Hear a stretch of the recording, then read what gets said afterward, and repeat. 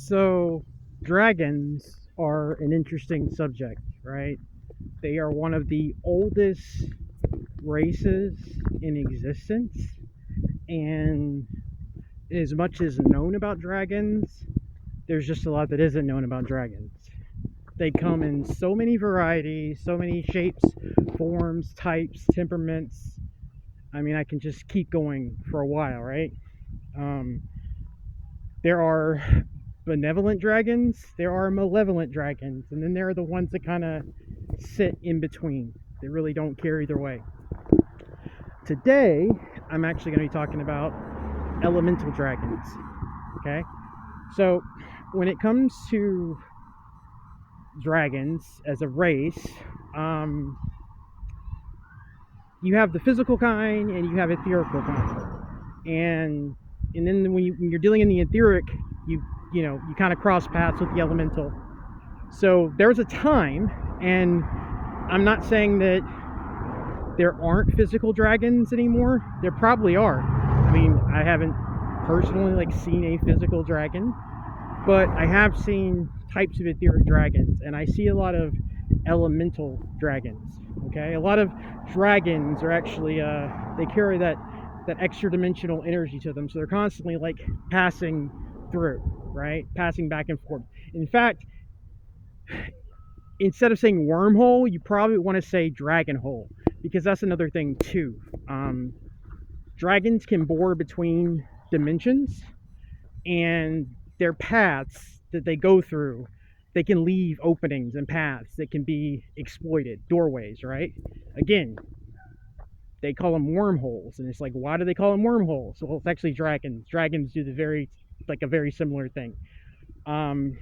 So when it comes to elemental dragons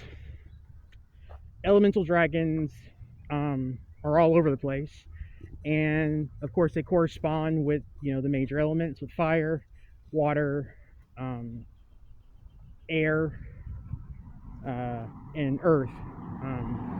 Like the green, what I just call the green, plant life, the forest, that kind of thing. And a lot of times I kind of rope all that together, even though a lot of times it can be separate, because when it comes to the trees are kind of they're they're interconnected, but they can kind of be their own thing, as opposed to the ground and the earth, the soil, the rocks, stuff like that.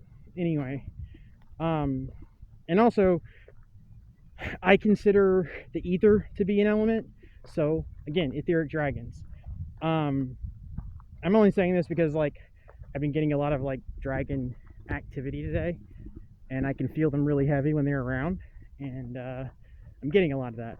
So anyway, um, etheric dragons are, again, they fall into those categories of, they can be protectors, they can be observers, uh, or they can be kind of malevolent. And sometimes I've seen etheric or elemental dragons kind of I've seen them when they get angry, and a lot of them, especially the air ones, they'll generate storms. Um, and the way you can see an elemental dragon is if you have something akin to the sight. If you can already see things that are not of the physical, it's not that hard to see elemental dragons, right? Um, because their energy will actually uh, intertwine, entangle with the corresponding element. You can see them in the water. You can see them, you'll see a shape. The water takes a shape, or a cluster of trees that becomes the shape of a dragon. Fire, same thing. And that's what one of the things I really try to hammer down and explain, in a lot of my videos, is that when it comes to the elements, it's a loaded it's a loaded thing, right? Because in the I don't like saying conspiracy, but in the truth community, everything, a lot of people immediately lean towards harp and weather manipulation, and it's yeah, those are all things But because I've said it and I'm going to say it so I'm blue in the face, because we're our our current cycle is shifting into that of something new, but also something older. Like it's something that's come before, but it's also new, right? That's why a lot of us are here, because we were here during like a similar cycle. Like a lot of us that have memories of like Atlantis, stuff like that, we're back here at this time for a reason. Our energies correspond with that as well. Anyway, so um, energetically, uh, these beings can manipulate the weather, right? So just because you might have a hurricane, you might have this like insane gnarly storm, and especially now, there's a good chance that there is an entity that is manipulating it. Okay, um, I'm not saying that they can't manipulate the weather, but if you have the ability to like sense and feel things, like really kind of stick your psychic feelers out, you can tell like what's them and what's not, right? Um, what's spiritually driven, what's elemental driven, like something of the elements, intelligent elements. You know what I'm saying? Versus again, like they're the bullshit that they do. When they do it, when they mess with the weather, it's very like it's very dead. I don't know how else to explain it. Like it's very very dead. And again, if you have the eyes to see, you can just look up at the sky, at the clouds, and you can see the entities working in the whether they're elementals, whether they're I mean, I've seen demonic storms before. I've seen storms that literally have manifested from like the underworld, you know? And those are insane. Those are crazy, you know? But again, you can see these things moving through the storms, through the clouds. All right? Um and that's happening more and more as we switch to this cycle, this new cycle, which is a cycle that is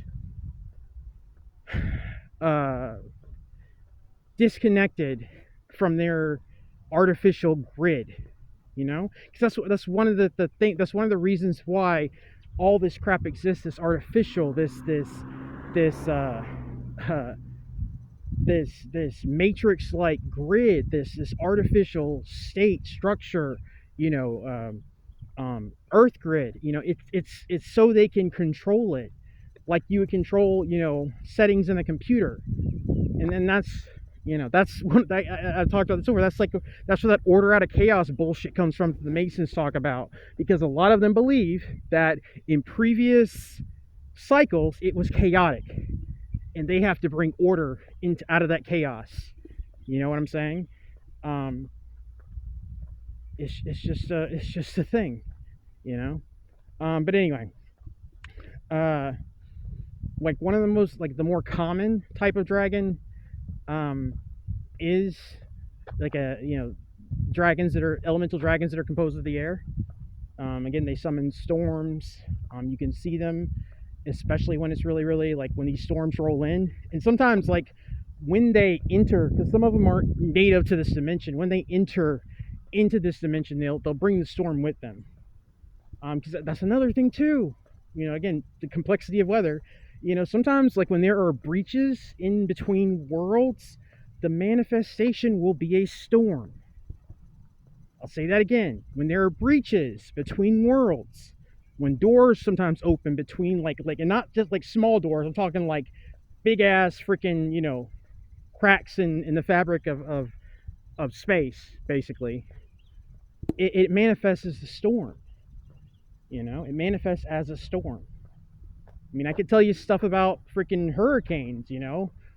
Why do hurricanes have eyes? I assure you, those are not just holes at the center of some lifeless storm. Something else going on. All right. Anyway, you have drag. I don't have many experience with like a whole lot of experience with like water-based elemental dragons.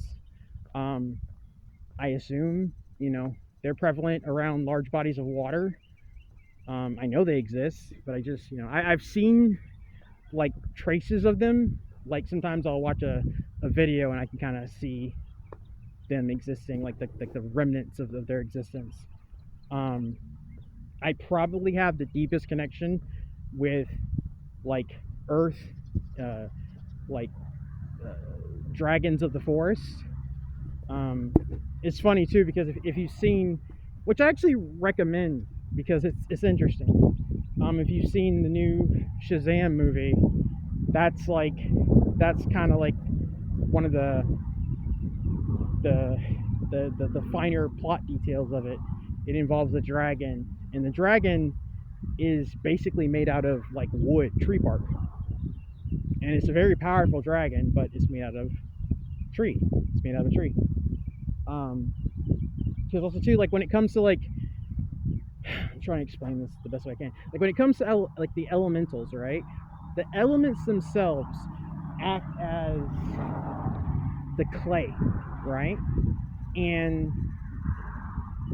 the intelligence, the consciousness, the spirit, that's the animating force. So and sometimes the elementals will kind of extend past just the spiritual or the non-physical plane, and actually become physical. I've talked about that before, where you have like remnants of trees and other things that have started to take these forms, and you know these spirits or these elemental forces can kind of weave together bodies made out of whatever element that that they're connected to. It's just a thing. Um, like I think generally most of the time, like from what I've seen and experienced, like the forest dragons are a lot more chill. They just kind of sit around. Like dragons can be elemental dragons can be used as protection. A lot of things, and that's another thing too. There's like, so I should have brought this up earlier, but there's like a hierarchy in the elemental kingdom. And most times dragons are like at the top of the hierarchy, you know. And that's the thing that like nobody ever talks about, but I really believe that like God made dragons. That's never spoken of, and please do not comment talking about how it's not in the Bible. Like, I probably won't respond to that comment, but because there's so much that was just left out that when it comes to God and mankind and our creation, this world, all that, it's so much weirder than anybody ever talks about. But yeah, dragons are just always at the top of that hierarchy because they're considered these immortal entities of knowledge, wisdom, what you consider to be magic. But like the lower elemental forces will bend to the will of a dragon, so they can basically bark orders at the smaller guys to make them do things. So like for example, a dragon could generate a storm by basically manipulating the lower elementals of the air to like weave together to create a storm. I've seen storms, like thunderstorms, that were literally just composed of like interwoven elemental beings, entities, like bodies, like a big freaking quilt. Pretty crazy, but it's a thing, man. Um, I have a couple of dragons that follow me around. Um, I've kind of concluded at this point that they're protectors. So, like I've said, I've also seen very like scary dragons. And I saw this storm had come out of nowhere one time, and I was out walking, and just like clear as day, I saw a dragon, like it was a big black dragon, but it was like composed of like the stuff in the storm, and it was just kind of like interwoven, kind of like coiled around this massive storm cloud. It was pretty gnarly. But anyway,